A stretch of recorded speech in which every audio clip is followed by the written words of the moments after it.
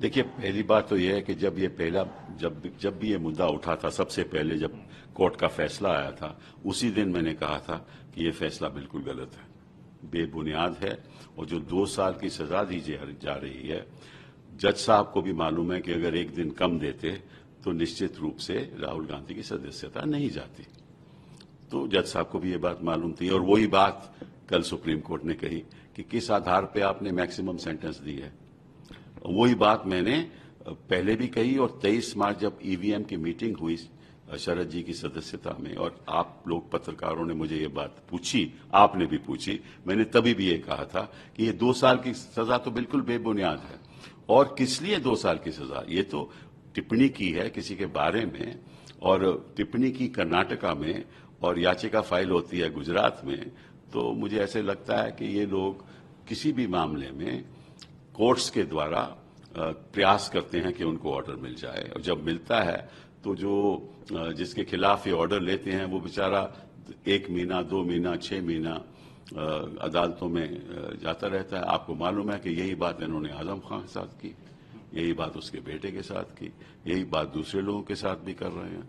और जिस तरह से कोर्ट्स का इस्तेमाल हुआ जा रहा है, जैसे तीस्ता शीतलवाद का इस्तेमाल, यही हो रहा है कि भाई एक कोर्ट ने टिप्पणी की, अगले दिन उन्होंने एफआईआर कर दिया।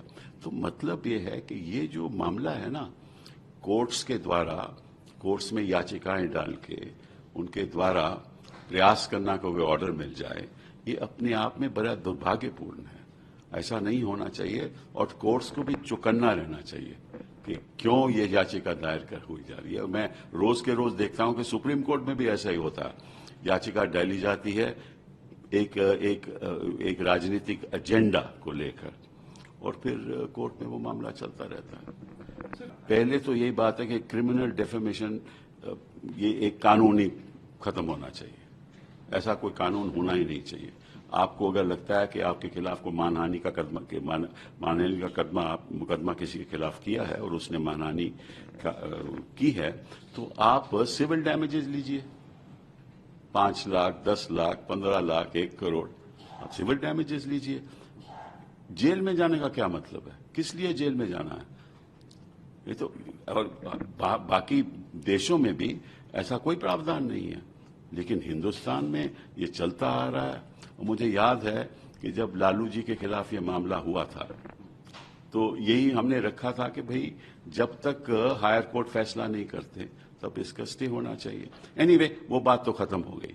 लेकिन ये जो याचिका डालकर प्रयास करना कि कोर्ट से ऑर्डर मिल जाए, स्पीच कहीं और हो और गुजरात में चले जाएं, तो ये मुझे लगता है कि कोर्ट्स को भी चौकन्ना रहना चाहिए कि किस लिए हमारा इस्तेमाल किया जा रहा है।